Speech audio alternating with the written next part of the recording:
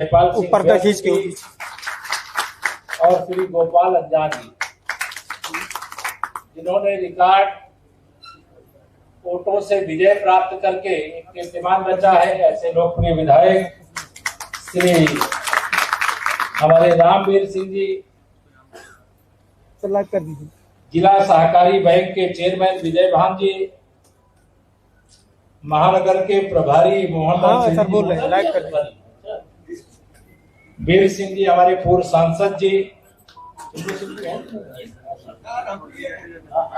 क्या समय नहीं मिला, हमें लगावे का स्टैंड ही बात है। अभी तो सब वही नाम ही बोल रहे हैं, बस अभी उद्बोधन नहीं चल रहा है। ठीक है, हमारे शायद उत्तर प्रदेश हाँ, जन कल्याण वाला अनुभवी महापौर जिन्हें कहा जाएगा श्री विनोद अग्रवाल जी, और मंच पर और मंच के सामने कई वरिष्ठ लोग बैठे हैं, सबका नाम लूंगा तो देर लगेगी। सभी जनप्रतिनिधिगण, कई हमारे ब्लॉक प्रमुख भी यहाँ पर हैं, क्षेत्र पंचायत के सम्मानित सदस्यगण भी हैं, हमारे ग्राम प्रधान भी कुछ यहाँ पर आए हैं, कई पार्टी से जुड़े पदाधिकारी और हमारे इस शहर के महानुभावगण, मैं सबका यहाँ पर स्वागत अभिनंदन करते हुए लोकार्पण के कार्यक्रम में यहाँ पर हमारे समूह के द्वारा, जो महिलाओं का समूह है, जिस पर माननीय प्रधानमंत्री श्री नरेंद्र मोदी जी के नेतृत्व में लगातार महिला सशक्तिकरण के लिए काम किया जा रहा है, और Uttar Pradesh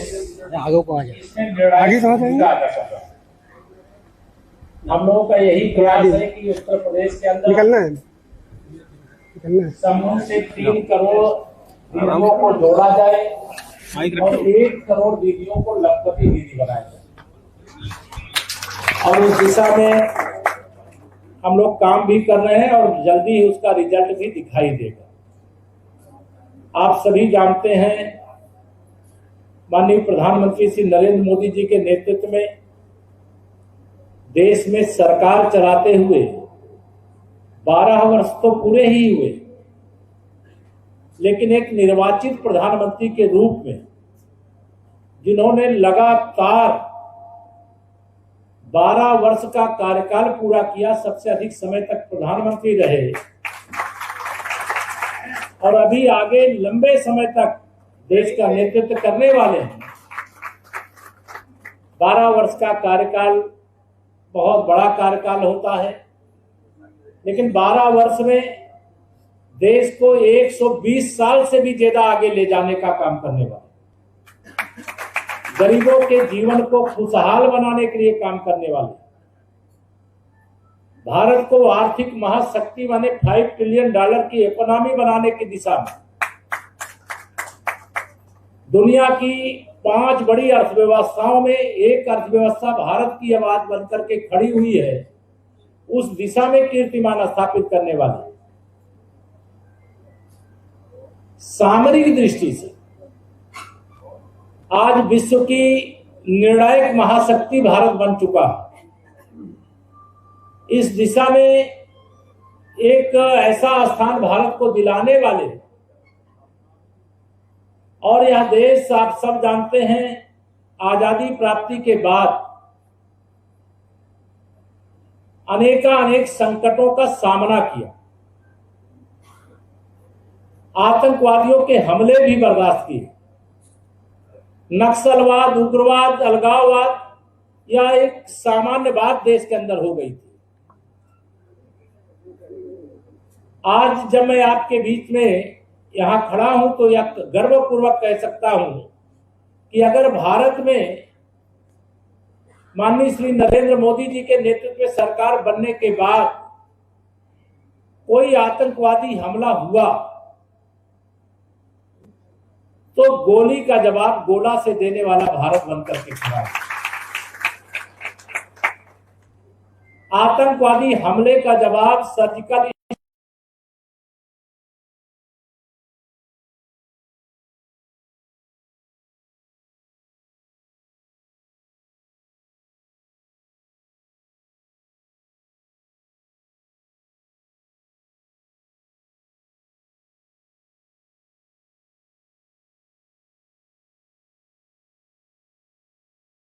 strike, air strike और ऑपरेशन सिंदूर के माध्यम से देने का काम करने वाला भारत बना। ब्रह्मोस मिसाइल, जिसका नाम सुनते ही पाकिस्तान कांप उठता है। पाकिस्तान में जो आतंकवादियों को पैदा करने वाली फैक्ट्री थी, उसको तहस नहस करने वाली इसी उत्तर प्रदेश की राजधानी लखनऊ में उसका निर्माण होगा। ऐसे अनेक विषय हैं जिनकी चर्चा करूंगा तो बड़ा लंबा 12 वर्ष का कार्यकाल, या अगर 12 दिन लगातार बताया जाए तो भी कम पड़ जाएगा। लेकिन देश को आगे ले जाने वाले, देश का नाम दुनिया में रोशन करने वाले, गरीबों के कल्याण के लिए ईमानदारी से काम करने वाले, भ्रष्टाचारियों को छठी का दूध भी याद दिला देने वाले, क्या क्या काम किया है। अगर एक छोटा सा उदाहरण देकर के मैं अपनी बात को आगे बढ़ाऊं तो 50 करोड़ से अधिक की संख्या में आजादी प्राप्ति के 70 साल बाद जिनका बैंक में खाता नहीं था, उनका खाता खुलवाने वाले। और जो कांग्रेस की जब देश में सरकार थी, कहती थी कि हम दिल्ली से 1 रुपया भेजते हैं किसी गरीब के लिए, किसान के लिए, मजदूर के लिए, महिलाओं के लिए, नौजवानों के लिए, तो 1 रुपए में से 15 पैसा पहुंचता है। ये प्रधानमंत्री जन धन के खाते के माध्यम से हमें गर्व है कि चाहे दिल्ली से भेजा जाए और चाहे लखनऊ से भेजा जाए और चाहे जितना पैसा भेजा जाए, पाई पाई जिसके पास भेजा जाता है उसके पास पहुंचता है।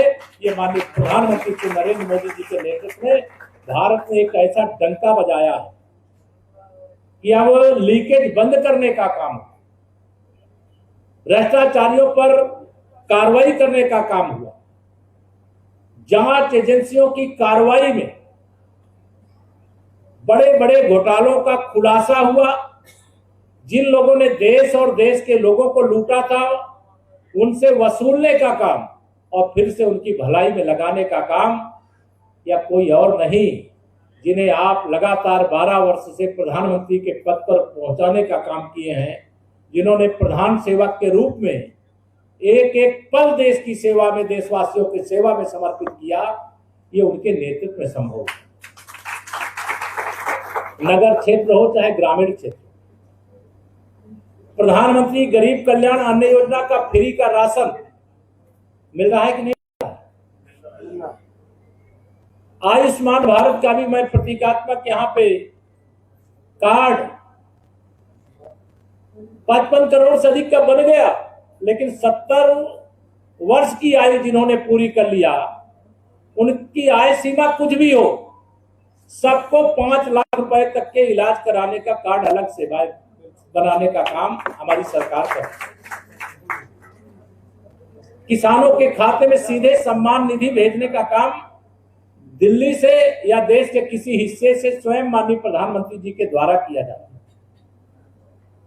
प्रधानमंत्री श्री नरेंद्र मोदी जी के नेतृत्व में विरासत भी, विकास भी, विश्वास भी और गरीब कल्याण भी, जिसके परिणाम स्वरूप सबसे ज्यादा सीटें जीतने का रिकॉर्ड या महाराष्ट्र के अंदर 2024 के लोकसभा चुनाव के बाद बना।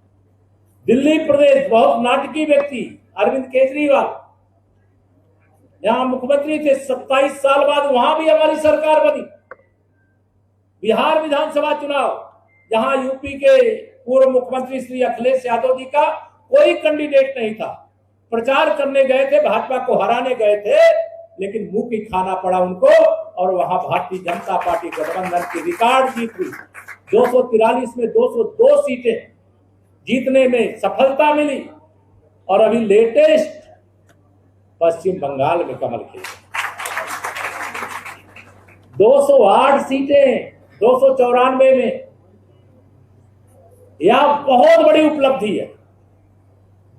370 की जब हम बात करते हैं तो हम देश के लिए बलिदान देने वाले डॉक्टर श्यामा प्रसाद मुखर्जी जी को याद किए बगैर नहीं रह सकते, लेकिन उनकी जन्मभूमि पर भारतीय जनता पार्टी कमल खिल गई। अभी महीना भर लगभग हुआ है, जो 15 साल से शासन कर रहे थे पश्चिम बंगाल पे, तितर बितर हो गए।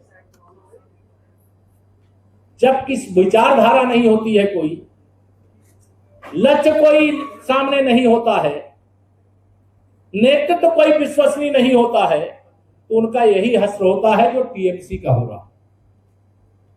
हमारा लक्ष्य स्पष्ट है, 2047 तक माननीय प्रधानमंत्री श्री नरेंद्र मोदी जी के नेतृत्व में विकसित भारत बनाएंगे और मुख्यमंत्री योगी आदित्यनाथ जी के नेतृत्व में विकसित उत्तर प्रदेश बनाएंगे। हमारा लक्ष्य तय है। हम विकास भी करेंगे, लेकिन विरासत को भुला करके नहीं। यह हमारा लक्ष्य सबको दिखाई दे रहा। हम तेरा वैभव अमर रहेगा, हम दिन चार रहे न रहे, इस भाव से भरे हुए। राष्ट्रवाद हमारी प्राथमिकता है, देश पहले दल बाद। इस लक्ष्य को लेकर काम करते, तब देश की जनता का, प्रदेश की जनता का विश्वास है। एक बात और कह करके फिर अभी कई कार्यक्रम में भाषण लंबा नहीं करूंगा। 2014 में कमल खिला, देश में सरकार बनी।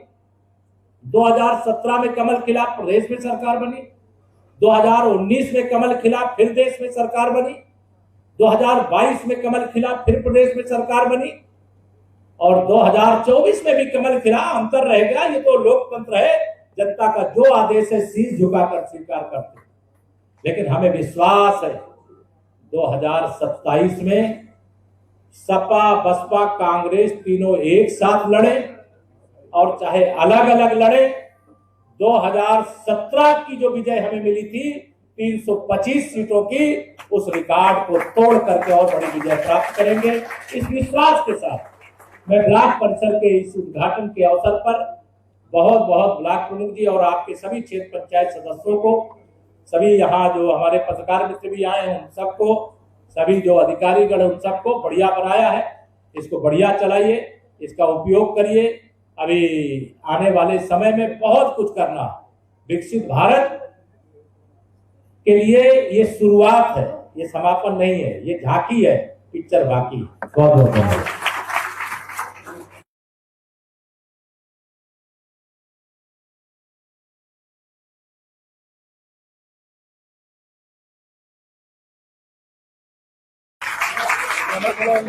सर कैमरा आ रहा है आपका, अमित सर कैमरा आ रहा है।